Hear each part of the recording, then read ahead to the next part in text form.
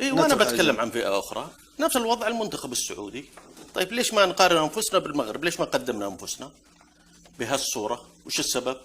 لان معتمدين على هي المشكله في اصحاب النظره الضيقه والافق الضيق من اعلام المترديه والنطيحه اللي كانوا يستهدفون للاسف مع الاسف منتخب المغرب. أعود إلى آخر محور وبشكل سريع نتحدث عن المغرب اللي سطر تاريخيا أول وجود عربي في نصف نهائي كأس العالم. لأول مرة المنتخبات العربية تتواجد والمنتخبات الأفريقية أيضا. كتب المغاربة التاريخ وخرجوا خروجا مشرفا أمام المنتخب الفرنسي. أبو عبد العزيز بشكل سريع نتحدث عن المغرب، نوصف المغرب بشكل سريع، بس ودي أثني على المغرب. أنا أقول إنهم وصلوا إلى يعني يستحقون هذه الهالة الإعلامية وهذه المتابعة وهذه المساندة وهذا الدعم من الجميع، من جميع العرب ومن جميع عشاق كرة القدم. أيضا منتخب يصل إلى نصف النهائي يستحق، صحيح، يستحق كل ما يقال فيه، منجز كبير جدا. هي المشكلة في أصحاب النظرة الضيقة والأفق الضيق من إعلام المتردية والنطيحة اللي كانوا يستهدفون للأسف مع الأسف منتخب المغرب. يعني هم بطولتهم الوحيدة وشو؟ ما يفرحون بمنجز لأنه ما عندهم منجزات، ما يفرحون بمنجزاتهم. هم المنجز حقهم بس أنه إذا خسر الفريق، يعني أنت قاعد تسخر من منتخب وكذا ومغيب ذهنيا ويتداولون عبارات محددة. يا أخي ترى يلعب على نصف نهائي كأس العالم، افهموا. أنا والله أنا تعبت. يعني وش السخرية ذي اللي تسخر من لاعب يلعب في نصف نهائي كأس العالم؟ أنا والله أنا بالنسبة لي والله تعبت، وأقولها صادقا، تعبت مع الحمقى وإعلام المتردي والنطيحة. أبو بندر. اي وانا بتكلم عن فئه اخرى نفس الوضع المنتخب السعودي. طيب ليش ما نقارن انفسنا بالمغرب؟ ليش ما قدمنا انفسنا بهالصوره؟ وش السبب؟ لان معتمدين على أقول لك السبب؟ ايه؟ المغرب عنده 19 لاعب من مواليد أوروبا، أنت ما عندك ولا لاعب. احنا عندنا جيل البشكة، 5 6 لعيبة في نادي واحد ويلعبون، وهذه المشكلة. ومع ذلك هزمت الأرجنتين. هل بشكة ذول من 2000 إلى الآن ما جابوا ولا بطولة ولا منجز للمنتخب السعودي؟ وش جابوا؟ تأهل كأس العالم مو منجز. بس اللي يمثلون دول يمثلون. جابوا كأس آسيا، جابوا كأس خليج، جابوا كأس عرب. نتكلم عن لعيبة أبو بندر، سالم الدوسري وياسر الشهراني وسلمان الفرج، 3 لاعبين أعمارهم فوق 30 ما قد أخذنا بطولة معهم. المنتخب السعودي هم يمثلون المنتخب السعودي. عارف، وأنا أقول لك هذول. فلذلك هالأسماء الآن إذا سرنا بنستمر على هالبشكة الله يعيننا. بس ويبغى يجيب مجموعة ثانية وتخسر من المكسيك. لا، أبغى اختيار الأفضل. طيب ما أبغى نادي عن نادي عشان ما عندي وقت. أبو عبد الله، البشكة هذول هم اللي سجلوا في بطولات كأس العالم.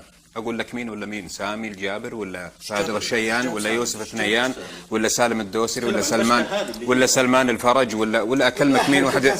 وجيب لي لاعب نصراوي واحد الحالة بدون بشكة سجل في كأس العالم. هذه البشكة اللي تتكلم عنها. لا، أنا أتكلم عن هذه هي 2022. هذه المجموعة هي دائما من يكون لها أثر أساسي في تأهيلك أو في التأهل لكأس العالم في بطولات المنتخب السعودي سواء القارية أو حتى التأهل لكأس العالم. الأمر الآخر عبد الله هو يقول لك جيل ما حقق للمنتخب. كيف؟ جيل أيوة. ما حقق بطولة للمنتخب السعودي. ما حقق بطولة. لا ما حقق دقيقة. ما حقق في تاريخ المنتخب السعودي. دقيقة أبو راشد، في تاريخ المنتخب السعودي أفضل تصفيات مؤهلة لكأس العالم متى كانت؟ اللي هي هذه التصفيات. يتصدر المجموعة وقبل انتهاء التصفيات بجولة أو جولتين يضمن التأهل بوجود اليابان وبوجود استراليا. هذا إنجاز يحسن. في كل جيل يتواجد اللاعب الهلالي فيه وهو نجم من نجوم المنجز الكبير الفوز على الأرجنتين. القيادة وضعت إجازة رسمية، هذا المنجز. هزمنا الأرجنتين، هذا اللي ما أعجب أبو بشكة. أنا أبو راشد، أنا بختم كلامي في حاجة بس وبتكلم فيها بموضوعية وواقعية. اللي بيسميها ميول. إيه بدقيقة أبو عبد الله. في دقيقة سميها ما شئت، ما بين موضوعية وواقعية في هذا الأمر. هناك من أظهر طبعا تذبذب الهلال ومستوياته في الفترة الأخيرة ويقول لك شفتوا تذكرت أنت شوف لا يقول لك شفتوا المنع من التسجيل وش قاعد يسوي في الهلال. هذا الهلال بيصير كذا تمام. الهلال قد يسقط جولات لكن لا يسقط سنوات مثل بعض الفرق.